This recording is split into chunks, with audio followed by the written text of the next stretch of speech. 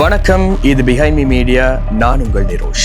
இப்போதைக்கு உலகையே அதிர வைக்கும் ஒரு மிகப்பெரிய சம்பவம் நடைபெற்று வந்து கொண்டிருக்கிறது. அமெரிக்கா முழுவதும் 50 மாநிலங்களிலும் 3200க்கும் மேற்பட்ட இடங்களில் மக்கள் மிகப்பெரிய அளவில் போராட்டத்தில் ஈடுபட்டு வருகின்றமை நீங்கள் அறிந்திருப்பீர்கள். 1 கோடிக்கும் அதிகமான மக்கள் இந்த போராட்டத்தில் கலந்து கொண்டுள்ளதாக கூறப்பட்டுக் கொண்டிருக்கிறது. Philadelphia, New York, Chicago, Los Angeles போன்ற முக்கிய நகரங்கள் அனைத்தும் தற்போது போராட்ட மையங்களாக மாறியிருக்கின்றமை அறிந்திருப்பீர்கள். இந்த போராட்டங்களில் மக்கள் எழுப்பும் முக்கிய கோஷங்கள் என்னவென்றால் நோ கிங் மற்றும் ட்ரம்ப் மஸ்ட் கோ என்பவை ஒழித்துக் கொண்டிருக்கிறது. அதாவது இந்த நாடு ஒரே ஒருவரின் கட்டுப்பாட்டில் இருக்கக்கூடாது என்ற கருத்தை அவர்கள் வெளிப்படுத்துகின்றார்கள் என்பதுதான் மிக முக்கியமான ஒரு விடயமாக பார்க்கப்படுகின்றது. இந்த போராட்டங்களுக்கு முக்கிய காரணமாக அமெரிக்கா மற்றும் ஈரானுக்கு இடையேயான போர் நிலைமைதான் காரணம் என்று சொல்லப்படுகிறது. இந்த யுத்தம் தேவையற்றது என்றும் இதனால் பொதுமக்களின் வாழ்க்கை செலவு அதிகரித்து வருகின்றது என்றும் மக்கள் குற்றம் சாட்டிக் கொண்டிருக்கின்றனர். அது மட்டுமல்லாமல் எரிபொருள் விலை உயர்வு, பணவீக்கம் போன்றவை நேரடியாக மக்களை பாதிக்கின்றது என்பதை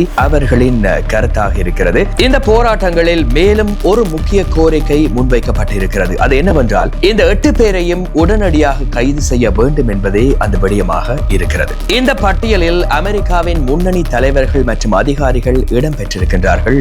அறிந்திருப்பீர்கள் என்று நான் நினைக்கின்றேன். அவர்களில் டொனால்ட் ட்ரம்ப், துணை ஜனாதிபதி JD Vance, பாதுகாப்புத்துறை செயலாளர் பீட் ஹெக்ஸெட், அதே வேளையில் வெள்ளை மாளிகை செய்தி தொடர்பாளர் கேரோலின் லெவிட் ஆகியோர் அடங்கியிருக்கிறார்கள் என்பதும் ஒரு முக்கியமான விடயமாக பார்க்கப்படுகிறது. இந்த யுத்தத்தை யார் ஆரம்பித்தார்கள்? இதற்கான பொறுப்பை யார் ஏற்க போகிறார்கள்? இந்த கேள்விகள் மக்களின் முக்கியமான கேள்விகளாக இப்போது பலம் வந்து கொண்டிருக்கிறது. இந்த நிலையில் ஈரான் அரசு ஒரு அதிர்ச்சி தகவலையும் வெளியிட்டிருக்கிறது. அவர்கள் கூறுவது என்னவென்றால் ஒரு பள்ளிக்கூடம் மீது நடத்தப்பட்ட ஏவுகணை தாக்குதலில் 175 குழந்தைகள் உயிரிழந்த விடயத்தை பற்றி கேள்வி எழுப்பியிருக்கிறார்கள். அதே வேளையில் இந்த தாக்குதலுக்கு காரணமானதாக கூறப்படும் 2 கடற்படை அதிகாரிகளின் புகைப்படங்களையும் ஈரான் வெளியிட்டிருக்கிறது. இந்த தாக்குதல் திட்டமிட்டு நடத்தப்பட்டதாகவும் இது ஒரு போர்க்குற்றம் மற்றும் மனித குலத்திற்கு எதிரான குற்றம் என்றும் ஈரான் குற்றம் சாட்டியிருக்கிறது. இந்த தகவலானது வெளிவந்ததை அடுத்து அமெரிக்க மக்களிடையே மேலும் கோபம் அதிகரித்திருக்கிறது.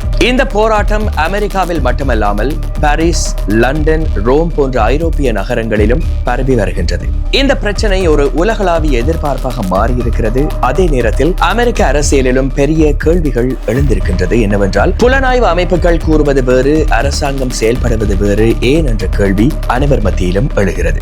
ஒரு நபரின் முடிவா அல்லது ஒரு நாட்டின் முடிவா என்ற சந்தேகமும் மக்கள் மத்தியில் உருவாகி இருக்கிறது. மொத்தத்தில் ஒரு பக்கம் மக்கள் போராட்டம் தீவிரமடைந்து கொண்டிருக்கிறது, இன்னொரு பக்கம் சர்வதேச அளவில் அழுத்தம் அதிகரித்து வந்து கொண்டிருக்கிறது. இந்த நிலைமை இன்னும் பெரிய அரசியல் மாற்றங்களுக்கு வழிவகுக்குமா என்பது கேள்விக்குறியாகத்தான் இருக்கிறது. இதுதான் தற்போது உலகம் கவனித்து வரும் மிக முக்கியமான செய்தியாக பார்க்கப்படுகிறது. மீண்டும் அடுத்த பதிவில் சந்திப்போம்.